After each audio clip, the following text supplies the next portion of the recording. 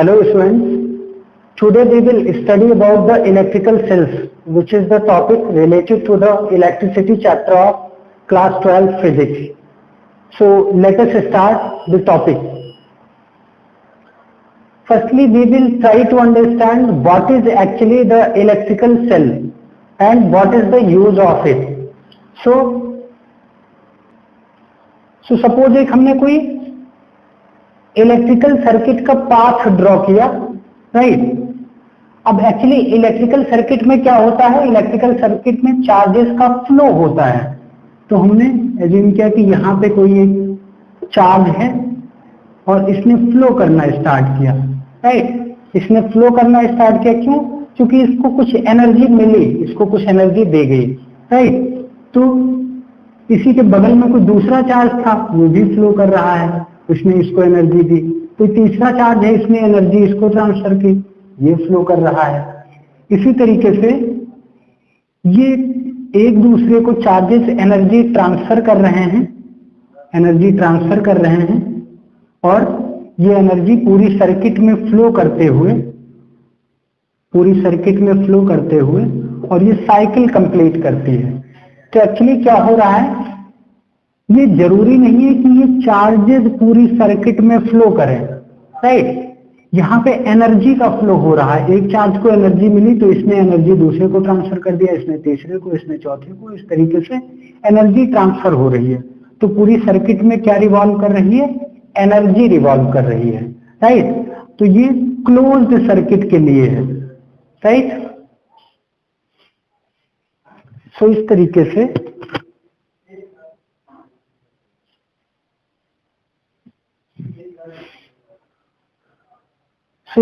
से सर्किट में एनर्जी का फ्लो हो रहा है। इसी को सिंपली हम बोल देते हैं कि चार्जेस फ्लो कर रहे हैं पूरी सर्किट में, राइट। अब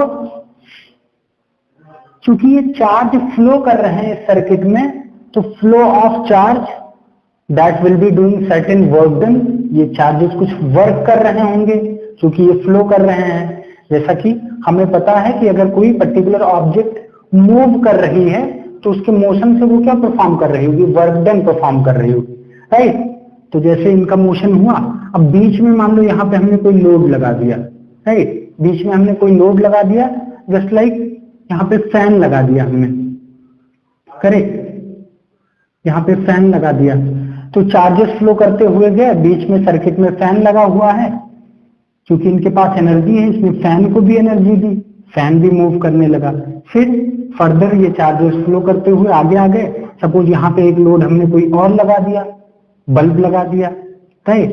यहाँ पे बल्ब कनेक्ट कर दिया हमने, तो चार्जेस गए, क्योंकि इनके पास एनर्जी थी, इन्होंने बल्ब को भी एनर्जी दी, राइट। और ये बल्ब भी ग्लो करने लगा। ऐसे फिर ये चार्जेस मूव करते हुए यहीं पे फिर आ गए। तो एक्चुअली क्या हो रहा है, ये एनर्जी लेके चार्ज जा रहे हैं यहाँ पे। अब अगर बीच में कोई एनर्जी कंज्यूमिंग डिवाइस हमने लगा दिया है तो वो कुछ एनर्जी को कंज्यूम करेगा, और चार्ज आगे मूव कर जाएगा, उसकी एनर्जी कम होती जाएगी, राइट। जैसे यहाँ पे बल्ब है, इसने भी एनर्जी कंज्यूम की तो चार्ज की एनर्जी और कम हो गई। लेकिन ये चार्ज वही है, मूव करेगा। यहाँ पे ज्यादा एनर्जी थी, यहाँ पे कुछ एनर्जी कंज्यूम हो गई उसकी, तो इसके आगे चार्ज की एनर्जी कम हो गई, पर चार्जेस वही सारे मूव कर रहे होंगे यहाँ पे, क्लियर। सो एक्चुअली ये जो चार्जेस के पास एनर्जी आ रही है, राइट, चार्जेस के पास जो एनर्जी आ रही है उसको कोई एक्सटर्नल एजेंट सप्लाई कर रहा है। वैसे इनके पास कैसे एनर्जी आएगी, ये कंडक्टर के अंदर होते हैं चार्जेस, तो इनको चार्जेस प्रोवाइड करने के लिए कोई एक्सटर्नल सोर्स की हमें जरूरत पड़ती है, राइट। तो हमने यहाँ पे क्या लगा दिया, एनर्जी सोर्स लगा दिया, जो एनर्जी सोर्स क्या करता है, इन चार्जेस को एनर्जी सप्लाई करता है, राइट, जिससे इनका मोशन होता है, करेक्ट। तो ये जो एनर्जी सोर्स है, ये एनर्जी सोर्स किसी भी टाइप का हो सकता है, राइट। जैसे हम बात करें कि एक्सटर्नल एनर्जी सोर्स हो गया हमारा, इलेक्ट्रिकल सप्लाई लाइन हो गया, राइट, यहाँ पे, या कोई हमने सेल कंसीडर कर लिया, राइट। तो सेल क्या होता है, एनर्जी सोर्स होता है। Cell is a energy source we supply the energy to the electrical circuit. So is it clear? तो सेल का क्या यूज होता है? सेल इलेक्ट्रिकल सर्किट को एनर्जी सप्लाई करता है, राइट। और इसकी सेल की एनर्जी किस फॉर्म में होती है? अभी आगे हम इसका कंस्ट्रक्शन देखेंगे। तो सेल में जो एनर्जी होती है वो केमिकल एनर्जी होती है, राइट। सेल के अंदर जो होती है वो केमिकल एनर्जी होती है। अब ये केमिकल एनर्जी सर्किट को सप्लाई हो रही है। सर्किट को सप्लाई किस फॉर्म में होगी? इलेक्ट्रिकल फॉर्म में। सो सेल क्या हो गया? सेल एक्चुअली एक ऐसी डिवाइस हो गई जो केमिकल एनर्जी को ट्रांसफॉर्म करता है इलेक्ट्रिकल एनर्जी में, राइट। और ये फर्दर इलेक्ट्रिकल एनर्जी कंज्यूम हो जाती है किसी मैकेनिकल वर्क में या किसी भी फॉर्म में। जैसे फैन चला रहे हैं तो मैकेनिकल एनर्जी हमें मिल रही है, यहाँ पे बल्ब जला रहे हैं तो लाइट एनर्जी मिल रही है। सो एक्चुअली पूरी सर्किट में क्या हो रही है? एनर्जी का कन्वर्जन हो रहा है, right. So concept of cell समझ में आ गया होगा कि सेल का क्या यूज था, इसको कैसे यहाँ पे सर्किट में इंप्लीमेंट किया गया। अब हम देखेंगे कि सेल का कंस्ट्रक्शन क्या होता है, कैसे वो केमिकल एनर्जी को इलेक्ट्रिकल एनर्जी में कन्वर्ट करता है। तो उसका थोड़ा सा कंस्ट्रक्शन देखेंगे, फिर हम आगे बढ़ेंगे, right. Okay, so what is electrical cell? Cell is a device which converts chemical energy into electrical energy. Cell एक ऐसी डिवाइस है जो केमिकल एनर्जी को इलेक्ट्रिकल एनर्जी में कन्वर्ट करती है। अब इलेक्ट्रिकल सेल का एक हमने सेटअप यहाँ पे ड्रॉ किया है कि इलेक्ट्रिकल सेल एक्चुअली कैसे वर्क करता है और उसके पार्ट्स कंपोनेंट्स कौन कौन से होते हैं। तो एक हमने पॉट लिया है, उसमें इलेक्ट्रोलाइट फिल किया हुआ है, राइट। और इसमें 2 प्लेट्स लगा दी हैं हमने, 2 प्लेट्स किसी डिस्टेंस पे लगा दी हैं। सो ये इलेक्ट्रोलाइट डिसोसिएट होता है, राइट, और आयंस जनरेट होते हैं। ये पॉजिटिव और नेगेटिव आयंस यहाँ पे जनरेट हो रहे हैं। अब एक्चुअली यहाँ पे 2 डिफरेंट पोटेंशियल्स पे हमने प्लेट्स लगा दी हैं। सपोज ये हाइयर पोटेंशियल पे है, ये लोअर पोटेंशियल पे है। इसको पॉजिटिव एज्यूम कर लिया है, इसको नेगेटिव प्लेट एज्यूम कर लिया है। तो ये हमारा एनोड हो गया, ये कैथोड हो गया, राइट। अब क्या हो रहा है एक्चुअली, इसके अंदर जो इलेक्ट्रोलाइट हुआ, ये इलेक्ट्रोलाइट का पॉजिटिव चार्ज जो है वो इस पॉजिटिव प्लेट की तरफ अट्रैक्ट होता है, राइट। अब ये बोल सकते हैं कि सर पॉजिटिव की तरफ कैसे अट्रैक्ट हो सकता है? तो एक्चुअली ये जो पॉजिटिव प्लेट क्रिएट होती है ये इसी चार्ज के, इसी आयन के एक्युमुलेशन की वजह से होती है। जब ये पॉजिटिव आयंस मूव करके यहाँ पे प्लेट्स पे आने लगेंगे, इसी वजह से ये पॉजिटिव बन रही है, ठीक है, एनोड बना। और नेगेटिव आयंस यहाँ पे डिसोसिएट होने के बाद जब यहाँ पे मूव कर रहे हैं और इस प्लेट पे एक्युमुलेट हो रहे हैं, तो इसकी वजह से ये कैथोड बना, राइट। तो ये इलेक्ट्रोलाइट में आयंस जनरेट हुए और इनके अंदर कोई ड्राइविंग फोर्स है जो केमिकल रिएक्शन को ऑकर करवा रहा है, उसकी वजह से इनका मोशन हो रहा है 2 साइड में, राइट। और ये जब यहाँ पे एक्यूमुलेट होते हैं तो उसकी वजह से पॉजिटिव यहाँ पे क्रिएट होता है और इनकी वजह से यहाँ पे नेगेटिव क्रिएट होता है। तो ये कंफ्यूजन नहीं होनी चाहिए कि पॉजिटिव की तरफ कैसे अट्रैक्ट होता है, राइट। अब चूंकि यहाँ पे पॉजिटिव चार्जेस एक्यूमुलेट हैं और हमने यहाँ पे एक्सटर्नल सर्किट लगा दी है। एक्सटर्नल सर्किट को कंप्लीट करने के लिए, क्योंकि जब कंप्लीट पाथ होगा तभी ये चार्ज फ्लो करेगा यहाँ से, राइट। तो इस पॉजिटिव प्लेट से कोई पॉजिटिव चार्ज फ्लो करना स्टार्ट किया, सपोज इस डायरेक्शन में फ्लो कर रहा है। यहाँ पे कोई हमने वेरिएबल रेजिस्टेंस दिखा दिया है कि जैसे चार्ज, यहाँ पे चार्ज का number of charges flowing in the circuit में इंक्रीज और डिक्रीज, उसी के अकॉर्डिंग यहाँ पे करंट की वैल्यू इंक्रीज डिक्रीज करेगी। तो एक वेरिएबल रेजिस्टेंस यहाँ पे हमने लगा दिया, राइट। अब ये चार्ज इसमें फ्लो कर रहा है, एक अमीटर लगा दिया है जिससे हमें पता चल रहा है कि सर्किट में करंट फ्लो कर रही है, करेक्ट। और ये चार्ज होते हुए सर्किट के थ्रू फिर नेगेटिव प्लेट पे आ गया। अब एक्चुअली क्या हो रहा है, ये चार्ज कुछ एनर्जी लेके इस प्लेट पे आ रहा है, ये चार्ज कुछ एनर्जी लेके इस प्लेट पे आ रहा है और यहाँ से मूव कर रहा है। और वो एनर्जी किस में यूज हो रही है? इस एक्सटर्नल लोड में यूज हो रही है, राइट। वो एनर्जी यूज हो गई और फर्दर चार्ज मूव करते हुए इस प्लेट पे आ गया, राइट। तो कंटिन्यूअसली ये इलेक्ट्रोलाइट डिसोसिएट होता रहता है और इन आयंस को एनर्जी प्रोवाइड करता रहता है, जिससे ये सर्किट में कंटिन्यूअसली मूव करते रहते हैं और लोड के अक्रॉस हमें वर्क डन मिलता रहता है, राइट। तो एक्चुअली ये इलेक्ट्रोलाइट क्या कर रहा है, केमिकल एनर्जी से चार्ज को एनर्जी प्रोवाइड कर रहा है, ठीक है। केमिकल एनर्जी से इस चार्ज को एनर्जी प्रोवाइड कर रहा है, जिसकी वजह से ये चार्ज मूव कर रहा है, क्लियर। सो ये पूरा सेटअप क्लियर होगा। इलेक्ट्रोलाइट्स होते हैं ZnSO4, MnSO4, इस तरीके से कई सारे इलेक्ट्रोलाइट हैं। ये किस तरीके से डिसोसिएट होकर एनर्जी प्रोड्यूस करते हैं वो केमिस्ट्री में आपने स्टडी किया होगा, राइट। अभी हम ये कंसीडर कर रहे हैं कि इलेक्ट्रोलिटिक रिएक्शन हो रही है और आयंस हमें मिल रहे हैं और एनर्जी मिल रही है। यहाँ पे उसकी डेप्थ में हम नहीं जा रहे हैं कि कैसे वो रिएक्शन होगी, right. Now next we will talk about the terms related to the electrical cell. So जो फर्स्ट टर्म होता है वो होता है EMF of the cell. EMF of the cell, right. EMF को बोलते हैं इलेक्ट्रोमोटिव फोर्स,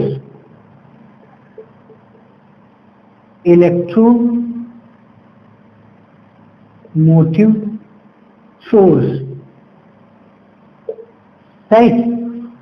अब देखते हैं कि क्या ये EMF ऑफ द सेल है जो एक फोर्स है या एनर्जी है।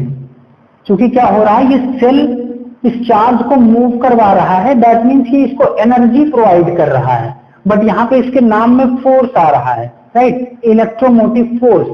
सो एक्चुअली ये जो टर्म होता है ये मिसनॉमर होता है। मिसनॉमर का मीनिंग क्या होता है कि जैसा इसका नाम है वैसा काम नहीं है, राइट। मीन्स ये फोर्स इसके नाम में है, तो ये एक्चुअली फोर्स क्या हो रहा है, ये इसको फोर्स प्रोवाइड कर रहा है जिससे ये चार्ज मूव कर रहा है, राइट।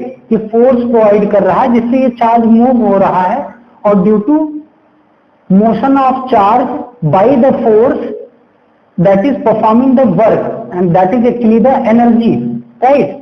तो EMF जो होता है ये एनर्जी होती है। कितनी एनर्जी होती है?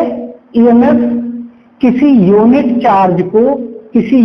चार्ज को एक कंप्लीट सर्किट में मोशन करवाने के लिए जितनी एनर्जी की रिक्वायरमेंट होती है उसी को बोलते हैं EMF, राइट। जैसे मैं बात करूं कि ये कंप्लीट सर्कल है, राइट। यहां से कोई +1 कूलम का चार्ज मूव करना स्टार्ट किया, तो मूव कैसे कर रहा है? कोई एक्सटर्नल सोर्स उसको एनर्जी प्रोवाइड कर रहा है। तो ये चार्ज मूव करते करते पूरी सर्किट में फिर से अपना एक साइकिल कंप्लीट कर ले, तो उसके लिए जितनी एनर्जी प्रोवाइड की गई वही क्या है? EMF है। और चूंकि ये एनर्जी सेल के द्वारा प्रोवाइड की जा रही है तो ये EMF ऑफ द सेल हो गया। So EMF of the cell clear होगा, राइट।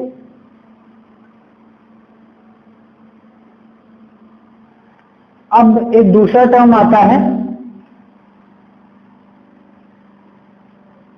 इसको डिफाइन कर सकते हैं हम डेफिनेशन कि द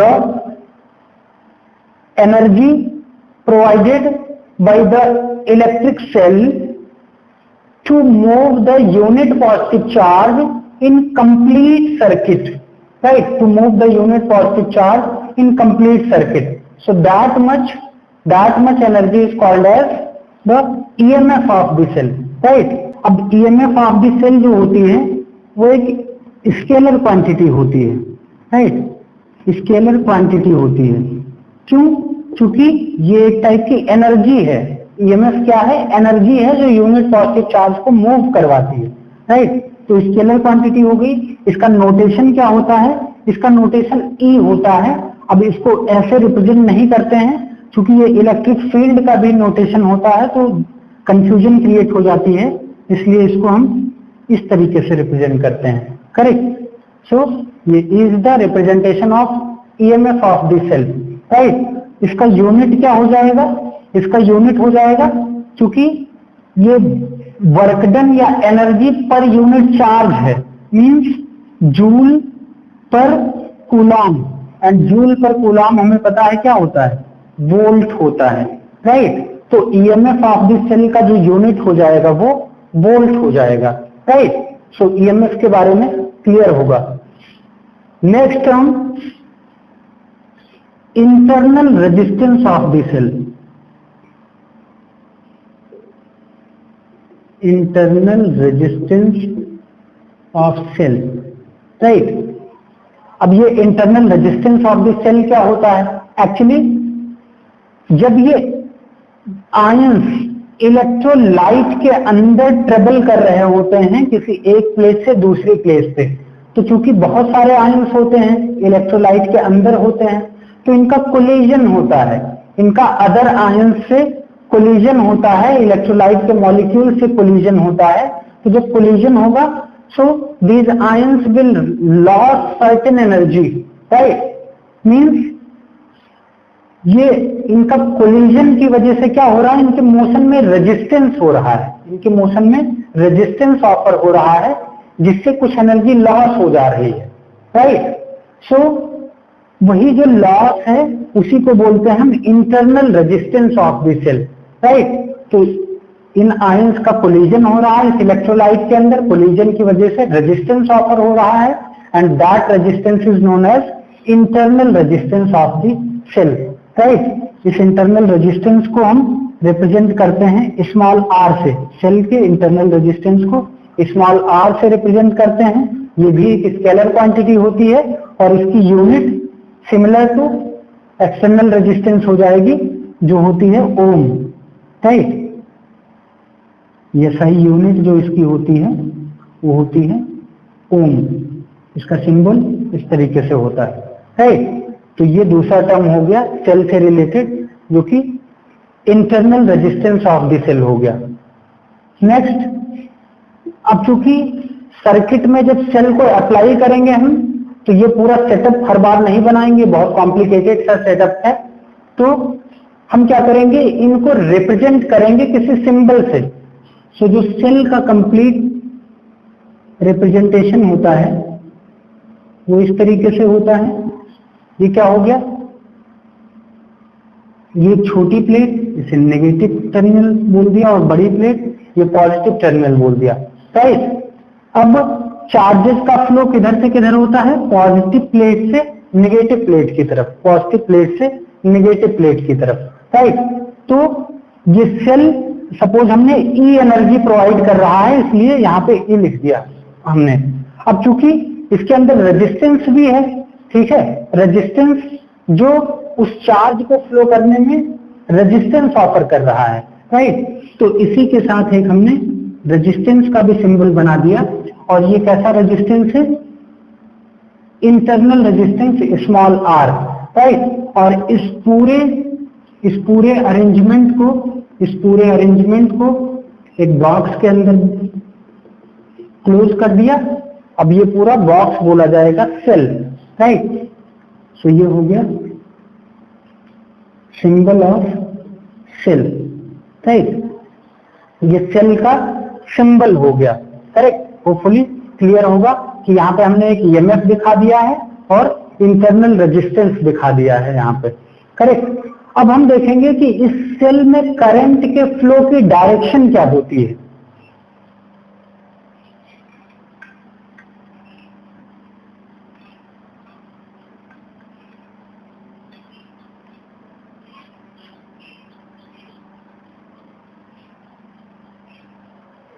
तो अभी तक जितने चीजें बताई गई वहां पे कंफ्यूजन क्रिएट हो गई होगी बहुत ज्यादा, कि हमने अभी बताया कि जो चार्जेस का फ्लो होगा पॉजिटिव से नेगेटिव की तरफ होगा।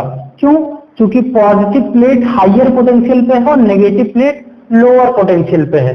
सो हमेशा चार्जेस का फ्लो हाइयर पोटेंशियल से लोअर पोटेंशियल की तरफ होता है। किसी भी ऑब्जेक्ट का फ्लो, जैसे अगर हम बात करें कि कोई मास है, तो हाइयर पोटेंशियल एनर्जी जहां होगी वहां से लोअर पोटेंशियल एनर्जी की तरफ वो मास फ्लो करेगा। इसी तरीके से चार्ज भी हाइयर पोटेंशियल से लोअर पोटेंशियल पे फ्लो करता है। लेकिन अब चूंकि आपने सुना होगा कि जो करंट होती है वो नेगेटिव प्लेट से पॉजिटिव प्लेट की तरफ होती है, ऐसे हम इसको रिप्रेजेंट करते हैं, करेक्ट। सो इससे कंफ्यूजन क्रिएट हो रहा होगा। नाउ एक्चुअली क्या होता है, जो कंडक्टर्स होते हैं, ठीक है, जो कंडक्टर्स होते हैं उसमें करंट का फ्लो इलेक्ट्रॉन्स की फ्लो की वजह से होता है। तो जो भी हम इलेक्ट्रिसिटी में कंडक्शन पढ़ते हैं, सिंपल जो हमारी करंट इलेक्ट्रिसिटी है उसमें जो हम कंडक्शन पढ़ते हैं वो कंडक्शन इलेक्ट्रॉन फ्लो की वजह से होता है, राइट। तो चूंकि इनिशियली सारा जो रिप्रेजेंटेशन लिया गया वो एक पॉजिटिव चार्ज को बेस मानते हुए लिया गया, तो यहाँ पे हमने जो बताया कि एक पॉजिटिव चार्ज फ्लो कर रहा है इस पर्टिकुलर डायरेक्शन में, और इसीलिए यहाँ पे हमने सिंबल बनाया एम्पियर का, ये पॉजिटिव टर्मिनल, ये नेगेटिव टर्मिनल, ये अमीटर का सिंबल बनाया, क्योंकि जो चार्ज फ्लो कर रहा है पॉजिटिव टर्मिनल से नेगेटिव टर्मिनल की तरफ फ्लो कर रहा है। लेकिन ये कैसा है, पॉजिटिव चार्ज का फ्लो हो रहा है। अब अगर करंट की बात करें, अगर ये करंट नेगेटिव चार्ज के फ्लो की वजह से है, तो नेगेटिव चार्ज हमेशा पॉजिटिव चार्ज के अपोजिट डायरेक्शन में फ्लो करता है, राइट। तो अगर पॉजिटिव चार्ज इस डायरेक्शन में फ्लो कर रहा है तो नेगेटिव चार्ज इसके अपोजिट डायरेक्शन में फ्लो करेगा, इस डायरेक्शन में। और चूंकि सर्किट में जो करंट का फ्लो हो रहा है वो नेगेटिव चार्ज की वजह से हो रहा है, इलेक्ट्रॉन्स की वजह से हो रहा है, इसलिए जो करंट के फ्लो की डायरेक्शन होगी वो ये होगी, राइट। सो इसमें कंफ्यूज होने की जरूरत नहीं है, करंट का फ्लो नेगेटिव प्लेट से पॉजिटिव प्लेट की तरफ होगा। क्यों? क्योंकि इस करंट का जो फ्लो होता है ये इलेक्ट्रॉन्स की वजह से होता है। लेकिन अगर हम पॉजिटिव चार्ज के फ्लो की बात करें तो वो पॉजिटिव टर्मिनल से नेगेटिव टर्मिनल की तरफ होगा। सो होपफुली ये कॉन्सेप्ट क्लियर होगा, राइट। सो क्योंकि इलेक्ट्रिसिटी में कहीं पे चार्ज के फ्लो की बात नहीं करेंगे, हम सिंपली करंट के फ्लो की बात करेंगे। तो करंट का फ्लो नेगेटिव चार्ज के फ्लो की डायरेक्शन में होगा, तो हमेशा हम जो करंट की डायरेक्शन रिप्रेजेंट करेंगे वो नेगेटिव प्लेट से पॉजिटिव प्लेट की तरफ। तो ऐसे सिंबल दिखा देंगे यहाँ पे आई का। जैसे अगर इस सर्किट में हमें करंट के फ्लो की डायरेक्शन दिखानी हो तो जो हमने पॉजिटिव चार्ज के फ्लो की डायरेक्शन दिखाई है उसके अपोजिट दिखाएंगे। ये करंट के फ्लो की डायरेक्शन है, right, from negative terminal to positive terminal. So hopefully ये कन्वेंशन भी क्लियर होगा, राइट। अब नेक्स्ट टर्म की बात करेंगे हम, वो नेक्स्ट टर्म होता है terminal voltage, right. Terminal voltage, अब इसको समझने की कोशिश करते हैं टर्मिनल वोल्टेज क्या होता है। जैसे हमने एक सेल कंसीडर किया, राइट, इसका कुछ इंटरनल रेजिस्टेंस है स्मॉल r और इसका ईएमएफ है E, जो कि एनर्जी इसके अंदर है, ये इतनी एनर्जी सप्लाई कर सकता है। करंट के जो फ्लो हो रहा है इस डायरेक्शन में हमने कंसीडर कर लिया, राइट। अब ये करंट फ्लो कब करेगी? जब ये एनर्जी कहीं पे यूज हो रही होगी, एक कंप्लीट साइकिल बनेगा। तो हमने क्या किया, एक सर्किट बना दी और सर्किट में कोई लोड लगा दिया, ठीक है, लोड लगा दिया। उस लोड का कुछ रेजिस्टेंस होगा, उसको कैपिटल R एज्यूम कर लिया और इसको बोल देते हैं हम लोड रेजिस्टेंस, राइट। इसको क्या बोल देते हैं? Load resistance, correct. अब क्योंकि ये सेल ने इतनी एनर्जी प्रोवाइड की तो करंट इतनी एनर्जी लेके फ्लो कर रही है। अब लोड से जब क्रॉस हुई तो इसकी एनर्जी यूज हो गई, ये एनर्जी इसमें लोड में यूज हो गई और फिर करंट फ्लो करके यहां दूसरे टर्मिनल पे आ गई, करेक्ट। तो एक्चुअली क्या हुआ कि जो एनर्जी इस सर्किट में यूज हुई, जो एनर्जी इस सर्किट में यूज हुई उसे बोल दिया गया टर्मिनल वोल्टेज, राइट, जो कि कहां पे है? इस सेल के बाहर टर्मिनल्स के अक्रॉस है, इस सेल के बाहर टर्मिनल के अक्रॉस है। जैसे ये टर्मिनल हमने, वही टर्मिनल ये कॉमन है, ये कंडक्टिंग वायर्स लगे हुए हैं, करेक्ट। तो अब ये बोल सकते हैं, तो ये बोल सकते हैं कि सर दोनों तो एक ही बात हुई, ईएमएफ और टर्मिनल वोल्टेज। क्योंकि यहाँ पे जो ईएमएफ आया, करेक्ट, जो एनर्जी थी वही यहाँ पे यूज हो गई, करेक्ट। तो टर्मिनल वोल्टेज और ईएमएफ दोनों इक्वल हो गया, तो ऐसा नहीं है। सपोज इसकी एनर्जी 10 वोल्ट थी, करेक्ट, ये जो सेल था हमारा 10 वोल्ट का था, मीन्स ये किसी यूनिट पॉजिटिव चार्ज को मूव करवाने के लिए 10 जूल का वर्क कर सकता है, राइट। 10 जूल का वर्क कर सकता है यूनिट पॉजिटिव चार्ज को मूव करवाने के लिए, तो उसके किसके इक्वल हो जाएगा, 10 वोल्ट के इक्वल हो जाएगा। अब ये यहां से मूव करना स्टार्ट किया और यहां पे जो हमने लोड लगाया था वो 8 वोल्ट एनर्जी कंज्यूम कर रहा है, राइट। सपोज ये 8 वोल्ट एनर्जी कंज्यूम कर रहा है, तो उस चार्ज की 8 वोल्ट एनर्जी यहाँ पे यूज हो जाएगी, राइट, और फिर वो कुछ एनर्जी के साथ यहाँ पे फिर मूव कर जाएगा। तो इसके अक्रॉस हमें कितना एनर्जी यूज हुआ, वो हुआ 8 वोल्ट। तो ये 10 वोल्ट है, ये भी सही है, लेकिन ये लोड बोल रहा है यहाँ पे 8 वोल्ट है, वो भी सही है क्योंकि इतना ही एनर्जी इसमें कंज्यूम हो रही है। तो दो डिफरेंट हो गए, ठीक है। तो इसीलिए हम इसके अक्रॉस जो एनर्जी यूज होती है उसको हम बोल देते हैं टर्मिनल वोल्टेज, उसकी वजह से जो वोल्टेज आता है, और जो सेल के अंदर की एनर्जी होती है वो क्या होता है, ईएमएफ। तो डिफरेंस समझ में आ गया होगा ईएमएफ और टर्मिनल वोल्टेज में, राइट। जब भी हम ईएमएफ की बात कर रहे होंगे तो ईएमएफ इस सेल के अंदर की एनर्जी है, इस सेल के अंदर की एनर्जी है जिसे हम मेजर नहीं कर सकते हैं इस तरीके से, राइट, जिसे हम मेजर नहीं कर सकते हैं क्योंकि ये इनकी प्रॉपर्टीज पे डिपेंड करता है, राइट, इनकी प्रॉपर्टीज पे डिपेंड करता है, तो इसे हम मेजर नहीं कर सकते हैं। लेकिन इस रेजिस्टेंस के अक्रॉस वोल्टेज हम मेजर कर सकते हैं, जो कि क्या है, टर्मिनल वोल्टेज। जैसे अगर हमें मेजर करना है तो यहाँ पे क्या करेंगे, एक वोल्टमीटर लगा देंगे इसके अक्रॉस और ये वोल्टमीटर की रीडिंग आ जाएगी, तो हमें पता चल जाएगा कि यहाँ से यहाँ आने में कितना वोल्टेज ड्रॉप हुआ। जितना वोल्टेज ड्रॉप हुआ वही एनर्जी इसमें कंज्यूम हो गई और उसी को हम बोल देंगे टर्मिनल वोल्टेज, राइट। लेकिन ईएमएफ क्या है, इसके अंदर की बात है, उसको हम वोल्टमीटर लगा के मेजर नहीं कर सकते। तो ये डिफरेंस कह सकते हैं कि ईएमएफ और टर्मिनल वोल्टेज में हो गया, राइट। सो इसको एकदम दिमाग में बैठा लेना कि जो टर्मिनल वोल्टेज है वो सेल के बाहर टर्मिनल्स के अक्रॉस वोल्टेज होता है, और ईएमएफ जो है ये सेल के अंदर की एनर्जी होती है, राइट, सेल के अंदर, जिसको हम डायरेक्टली ऐसे मेजर नहीं कर सकते। सो टर्मिनल वोल्टेज क्लियर होगा, इसको हम रिप्रेजेंट करते हैं। टर्मिनल वोल्टेज का जो रिप्रेजेंटेशन होता है वो V होता है, और ये कैसी क्वांटिटी है, ये भी एक स्केलर क्वांटिटी है, और इसका जो एसआई यूनिट होता है, वोल्टेज हमें पता है, पोटेंशियल डिफरेंस वोल्टेज, उसकी एसआई यूनिट जो होती है वो होती है volt, right. So terminal voltage के बारे में क्लियर होगा।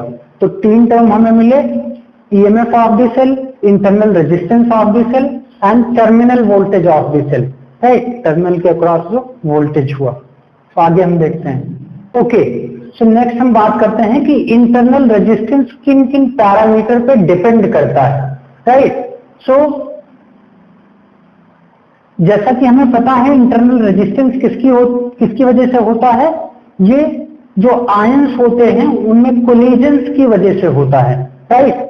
तो अगर दो प्लेट्स हैं, आयन मूव कर रहा है इलेक्ट्रोलाइट से इन प्लेट की तरफ, तो अगर प्लेट की डिस्टेंस ज्यादा होगी, राइट, प्लेट की डिस्टेंस ज्यादा होगी, ज्यादा दूरी तक जाना होगा, तो उसमें जो कोलिजन्स होंगे वो ज्यादा होंगे, राइट, कोलिजन्स ज्यादा होंगे मीन्स इंटरनल रेजिस्टेंस ज्यादा होगा, राइट। तो इंटरनल रेजिस्टेंस आर किसके प्रोपोर्शनल होता है, प्लेट के बीच के डिस्टेंस के प्रोपोर्शनल होता है। Means more is the distance between plates, more will be the internal resistance, right. Now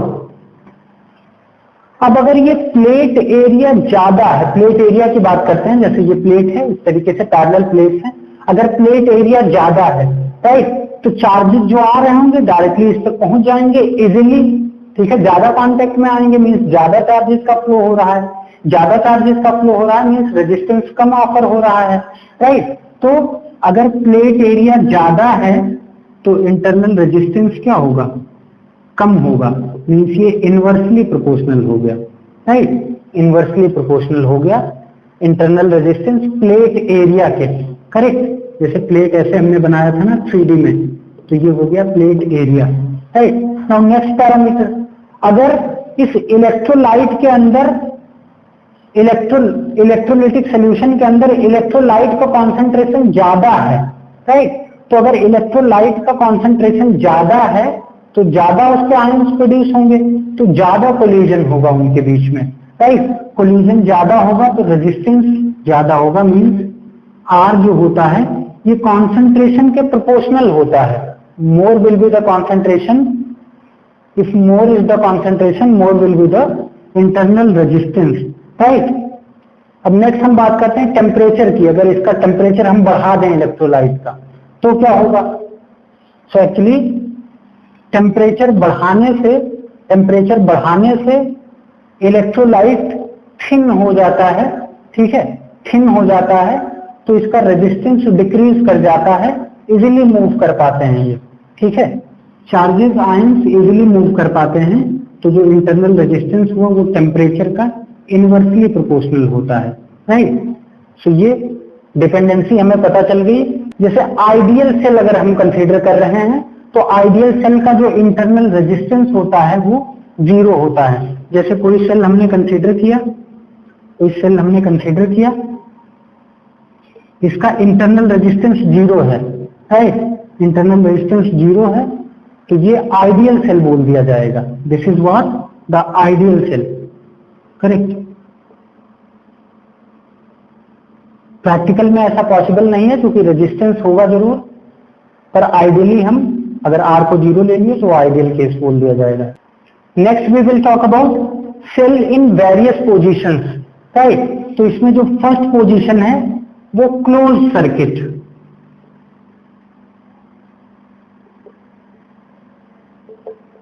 first position है क्लोज सर्किट। जब सेल को हमने एक क्लोज सर्किट से कनेक्ट कर रखा है, राइट। सपोज हमने यहाँ पे एक सेल कंसीडर किया जिसका ईएमएफ E है और इसका इंटरनल रेजिस्टेंस R है। इसको एक हमने एक्सटर्नल लोड रेजिस्टेंस से कनेक्ट कर रखा है जिसका रेजिस्टेंस R है, राइट। तो ये जो कंप्लीट सर्किट हो गई ये कैसी है? Cell in closed circuit, right. अब यहां पे एक टर्म हम डिफाइन करेंगे, that will be terminal voltage V, right. अब चूंकि सेल क्लोज सर्किट में है तो करंट का फ्लो स्टार्ट हो जाएगा। ये नेगेटिव प्लेट है, ये पॉजिटिव प्लेट है, सो नेगेटिव प्लेट से पॉजिटिव प्लेट की तरफ करंट फ्लो करेगी। ये डायरेक्शन हम पहले एक्सप्लेन कर चुके हैं, राइट। सो यहां पे कोई आई करंट फ्लो कर रही है। क्लोज कंडीशन में क्या होगा, ये अज्यूम करते हैं कि सेल जो है सर्किट में कांस्टेंट करंट सप्लाई करती है, right. So cell supplies constant current I in the circuit, right. अब अगर आई की वैल्यू हमें कैलकुलेट करना है कि कितनी करंट सप्लाई करेगी ये cell, so current I equal to अब ओम्स लॉ से अगर देखें तो ये कितनी एनर्जी सेल के अंदर है, टोटल एनर्जी जो सेल के अंदर है वो E है, राइट। इसी की वजह से करंट फ्लो हो रही है क्योंकि सेल ही एनर्जी सप्लाई कर रही है, और डिवाइडेड बाय रेजिस्टेंस। तो सर्किट में टोटल रेजिस्टेंस कितना है? Total resistance external resistance plus internal resistance इसके बराबर है, तो इन दोनों का रेशियो क्या हो जाएगा? Current, right. तो ये सेल जो है इतनी current E upon small r plus capital R के बराबर करंट सप्लाई करेगी सर्किट में, राइट। अब अगर हम बात करें कि सर्किट में टर्मिनल वोल्टेज क्या है, तो इस रजिस्टर के अक्रॉस हम ओम्स लॉ अप्लाई कर सकते हैं। तो हमारा टर्मिनल वोल्टेज क्या आ जाएगा? Terminal voltage V equal to I R apply कर सकते हैं। सो आई करंट इसके थ्रू फ्लो कर रहा है क्योंकि ये सीरीज सर्किट है, देख रहे होंगे। अगर आई करंट यहां से जा रही है तो पूरी सर्किट में आई करंट फ्लो करेगी। सो V इक्वल टू क्या हो गया? I into R, right. ये टर्मिनल वोल्टेज हो गया हमारा इस सेल का, क्लियर। नेक्स्ट अगर हम बात करें तो इंटरनल रेजिस्टेंस की वजह से जो वोल्टेज ड्रॉप हो रहा है सर्किट के अंदर वो हम लिख सकते हैं voltage drop due to internal resistance small r, कितना हो जाएगा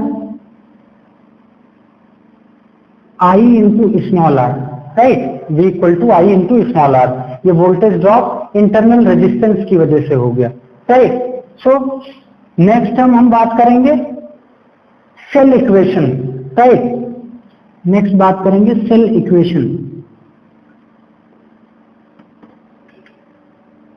सेल इक्वेशन एक्चुअली क्या होती है, वोल्टेज, ईएमएफ और इंटरनल रेजिस्टेंस और करंट में जो रिलेशन होता है उसी को बोल देते हैं सेल इक्वेशन, राइट।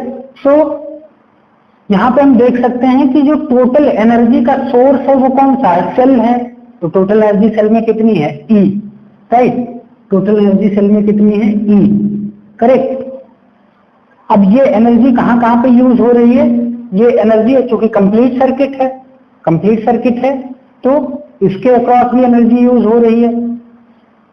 सो ये E किसके बराबर हो गया, voltage across external load plus और एनर्जी कहां पे लॉस हो रही है, इस इंटरनल रेजिस्टेंस के अक्रॉस, राइट। तो इंटरनल रेजिस्टेंस के अक्रॉस जो एनर्जी लॉस हो रही है उसे वोल्टेज ड्रॉप बोलते हैं हम, अक्रॉस इंटरनल रेजिस्टेंस। वो किसके बराबर है, I इंटू स्मॉल r के इक्वल, राइट। सो इसी को बोल देते हैं हम, इसी को बोल देते हैं cell equation, right. EMF equal to terminal voltage plus I current in the circuit into internal resistance, that's the cell equation, right. Okay, so हमारे पास सेल इक्वेशन आ गई, E equal to V plus I are.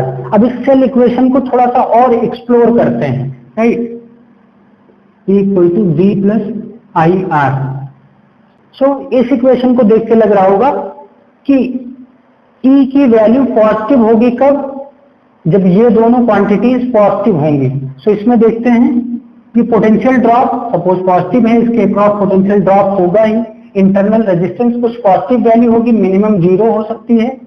क्या इसमें negative हो सकता है, current negative हो सकती है। करंट नेगेटिव का मीनिंग कि इसकी डायरेक्शन अपोजिट हो गई, राइट, इसकी डायरेक्शन अपोजिट हो गई। सो ये डायरेक्शन अपोजिट कब हो सकती है, और अपोजिट होने का मीनिंग क्या हुआ, एक्चुअली जब सेल के अंदर करंट जो है नेगेटिव टर्मिनल से पॉजिटिव टर्मिनल में फ्लो हो रही होती है तो उसे हम बोलते हैं कि सेल एनर्जी सप्लाई कर रहा है, राइट। सेल एनर्जी सप्लाई कर रहा है तो उस कंडीशन में ये I क्या होती है, पॉजिटिव होती है, राइट। तो अगर I पॉजिटिव है तो सेल एनर्जी प्रोवाइड कर रहा है। अगर सेल एनर्जी प्रोवाइड कर रहा है दैट मीन्स सेल डिस्चार्ज हो रहा होगा। तो ये कंडीशन क्या है, discharging condition, discharging of cell, right. और डिस्चार्जिंग ऑफ सेल में क्या होगा, ये पॉजिटिव है तो ये पूरी वैल्यू पॉजिटिव होगी। मींस अगर ये पॉजिटिव है और इसमें कुछ और वैल्यू ऐड हो रही है तो ये V की वैल्यू से कुछ ज्यादा वैल्यू मिलेगी। मींस इसके लिए क्या हो जाएगा, EMF will be greater than terminal voltage, right. तो जब EMF टर्मिनल वोल्टेज से ज्यादा होगा तो सेल क्या हो रहा होगा, डिस्चार्ज हो रहा होगा। नाउ सेकंड केस, अगर ये करंट नेगेटिव हो गई, नेगेटिव का मीनिंग मीन्स ये एनर्जी सेल के अंदर जा रही है, राइट। अभी सेल एनर्जी सप्लाई कर रहा था, अब अगर करंट की डायरेक्शन अपोजिट हो गई तो एनर्जी सेल के अंदर जा रही है। मीन्स कोई एक्सटर्नल एजेंट एनर्जी सप्लाई कर रहा है सेल को। तो उस केस में क्या होता है कि ये सेल चार्ज हो रहा होता है। जैसे बहुत सारे रिचार्जेबल सेल होते हैं, उनको दोबारा से हम चार्ज करते हैं, राइट। तो एनर्जी वो कंज्यूम कर रहे होते हैं। तो जब I की वैल्यू नेगेटिव होगी तो ये कौन सी कंडीशन हो जाएगी, चार्जिंग ऑफ सेल, राइट। और जब चार्जिंग ऑफ सेल होगा तो यहां से देखिए ये वैल्यू नेगेटिव है तो B में से कुछ सब्ट्रैक्ट होने के बाद E आ रहा है। मींस E की वैल्यू B से क्या हो गई, छोटी हो गई, right. So E is less than B। तो जब सेल चार्ज हो रहा है तो उस कंडीशन में EMF of the cell voltage से कम होता है, राइट। वोल्टेज से कम होता है तभी एनर्जी उसके अंदर आ रही होती है, करेक्ट। अब इस इक्वेशन से हम इंटरनल रेजिस्टेंस का एक और फॉर्मूला फाइंड आउट कर सकते हैं, जैसे इंटरनल रेजिस्टेंस इक्वल टू क्या हो रहा है, E minus V divided by I, और I की वैल्यू हमें पता है कहां से, V equal to I into R से, राइट। तो एक्सटर्नल रेजिस्टेंस के टर्म में ये इंटरनल रेजिस्टेंस निकाल सकते हैं। यहाँ से I इक्वल टू क्या हो जाएगा, V बाई आर, वैल्यू यहाँ पे पुट कर सकते हैं। सो E minus V by I की वैल्यू V बाई आर, सो ये इक्वल किसके हो गया, ये डिवाइड हो जाएगा। सो E बाई V माइनस 1, और ये सबसे बाहर ले लिया R हमने, करेक्ट। सो यहाँ से हमें फॉर्मूला मिल गया, internal resistance equal to ratio of EMF and voltage -1 into external resistance.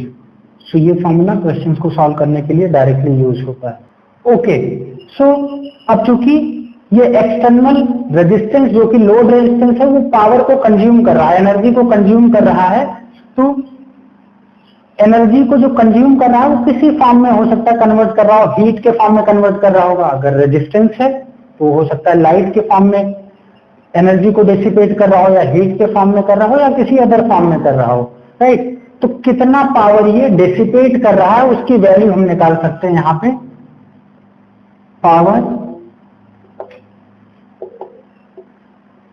Dissipated by load, right. इसको हम P से रिप्रेजेंट करते हैं, और पावर डिसिपेटेड हमें पता है energy loss per unit time, right. Energy loss per unit time, that will be the power dissipation. तो क्या होता है, I square R means resistance capital R power को डिसिपेट कर रहा है, तो करंट इसके अंदर जो फ्लो कर रही है I और R, so I square R हो गया। अब I की वैल्यू हमें पता है V के टर्म में भी रख सकते हैं, सो V square by R square into R, तो ये क्या हो जाएगा, V स्क्वायर बाई R हो जाएगा, करेक्ट। और दूसरे टर्म्स में भी निकाल सकते हैं, ये I R के टर्म में हो गया, V R के टर्म में हो गया। अब I और V के टर्म में भी निकाल सकते हैं, I इंटू V, राइट। तो ये तीन फॉर्मूले हो गए हमारे पास पावर के, correct. I square R, V square by R equal to I into V, clear. और I इंटू V को हम EMF के टर्म में भी लिख सकते हैं, अभी प्रीवियस हमने लिखा था इक्वेशन, वो इक्वेशन यहाँ पे अप्लाई करके और कन्वर्ट कर सकते हैं डिफरेंट फॉर्म्स में। तो ये हो गया power dissipated by the load, right. तो ये सारी कंडीशंस हमने कैलकुलेट की किस केस में, ये सारी कंडीशंस हमने कैलकुलेट की जब सर्किट क्लोज्ड है, राइट। अब हम बात करेंगे second case for open circuit.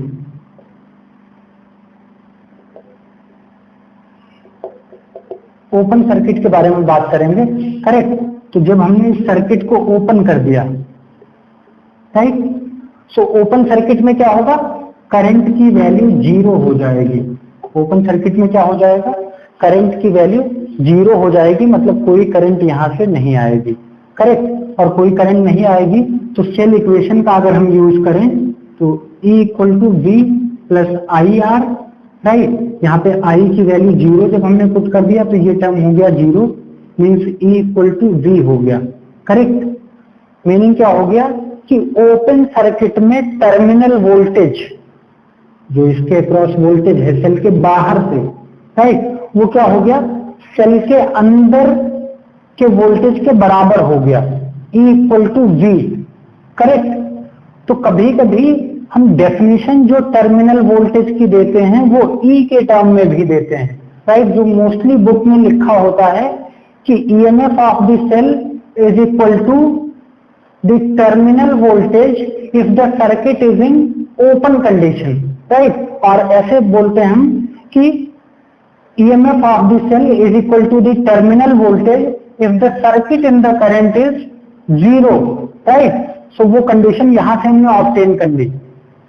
Primary definition I have given for both EMF and V, but यहाँ कंडीशन से भी हम डिफाइन कर सकते हैं, क्योंकि जब हमने I इक्वल टू 0 अप्लाई किया तो E इक्वल टू V आ गया, राइट। तो यहाँ से भी डेफिनेशन हम दे सकते हैं और जो मोस्टली डेफिनेशन लिखी होंगी तो यहाँ से क्लियर हो गई होंगी कि E इक्वल टू V कब होता है, जब सर्किट ओपन कंडीशन में होती है, राइट। अब सर्किट ओपन कंडीशन में है तो इसमें कोई करंट फ्लो नहीं होगा, करंट फ्लो नहीं होगा तो इसमें पावर लॉस कोई नहीं होगा, क्योंकि एनर्जी उसमें फ्लो ही नहीं कर रही है, तो एनर्जी लॉस का कोई मीनिंग ही नहीं है, right. Okay, so next we will talk about third condition, that is short circuit condition, right.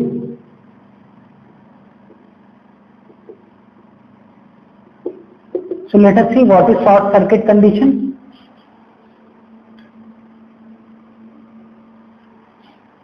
जब इस सेल को हम एक कंडक्टिंग वायर से कनेक्ट कर देते हैं, मीन सेल के दोनों टर्मिनल को एक कंडक्टिंग वायर से कनेक्ट कर दिया, what does it mean by when external resistance is zero, right. External resistance zero हो गया तो ये जो सर्किट की कंडीशन बोली जाएगी वो शॉर्ट सर्किट कंडीशन, राइट। और इस केस में क्या क्या होता है ये देखते हैं, क्योंकि यहां पे अगर टर्मिनल के अक्रॉस देखें, अगर हमने एक कंडक्टिंग वायर से कनेक्ट कर दिया है तो ये दोनों पोटेंशियल सेम हो जाएंगे, मींस शॉर्ट सर्किट में जो टर्मिनल वोल्टेज हुआ वो जीरो हो गया, राइट। अब टर्मिनल वोल्टेज जीरो हो गया, एक्सटर्नल रेजिस्टेंस क्योंकि हमने जीरो कर दिया है, तो अब देखते हैं हम कि इस सर्किट में कितनी करंट फ्लो होगी। तो सेल इक्वेशन से हम देख सकते हैं कि E equal to V plus I R, right. V यहाँ पे जीरो हो गया, so current in the circuit is equal to E upon small r and this current is called as short circuit current, ISC, right. This current is called as short circuit current. अब यहाँ से देख रहे होंगे कि ये short circuit current की value बहुत ज्यादा होती है, वाई, क्योंकि इससे पहले जो करंट आ रही थी वो आ रही थी I equal to E upon R plus capital R, जहां पे कैपिटल R की वैल्यू ज्यादा होती है इसके स्मॉल r के कंपैरिजन में, क्योंकि स्मॉल r बहुत कम वैल्यू होती है, राइट। तो करंट की वैल्यू कम होती है क्योंकि डिनोमिनेटर ज्यादा हो गया। अब यहाँ पे जो सबसे ज्यादा रेजिस्टेंस ऑफर कर रहा था एक्सटर्नल लोड, उसको हमने रिमूव कर दिया, वो जीरो कर दिया, तो करंट की वैल्यू सडनली बढ़ जाएगी सर्किट में, और ये मैक्सिमम करंट इस टाइम पे फ्लो करवा रहा होगा सर्किट में, जिसे हम बोलते हैं शॉर्ट सर्किट करंट, राइट। और उसकी वैल्यू होगी E अपॉन R। अब आइडियली क्या हो जाएगा, आइडियली R की वैल्यू जीरो होती है, आइडियली R की वैल्यू जीरो हो गई, तो अगर डिनोमिनेटर जीरो हो गया तो क्या होगा, इसकी वैल्यू बहुत ज्यादा इंक्रीज कर जाएगी, मीन्स यहाँ पे इनफाइनाइट करंट फ्लो करने लगेगी, राइट। तो शॉर्ट सर्किट करंट इनफाइनाइट हो जाएगी, बहुत लार्ज वैल्यू, तो सर्किट सेल डेड हो जाएगा, राइट। बहुत ज्यादा करंट फ्लो करने लगेगी तो हीटिंग की प्रॉब्लम आ जाएगी, क्योंकि यहाँ पे कैलकुलेट किया हमने I स्क्वायर R के इक्वल होता है, करेक्ट। सो करंट की वैल्यू बहुत ज्यादा इंक्रीज कर जाएगी, इनफाइनाइट करंट फ्लो करने लगेगी और सेल खराब हो जाएगा। So this is the third condition of short circuit condition, right. Okay, so hopefully ये कॉन्सेप्ट ऑफ इलेक्ट्रिक सेल आप सबको क्लियर होगा। सारे टॉपिक्स को हमने एक बहुत फंडामेंटल तरीके से एक्सप्लेन किया है। अगर फिर भी आपका कोई डाउट है तो आप क्वेश्चन कर सकते हैं कमेंट करके या ईमेल करके, राइट। Thank you.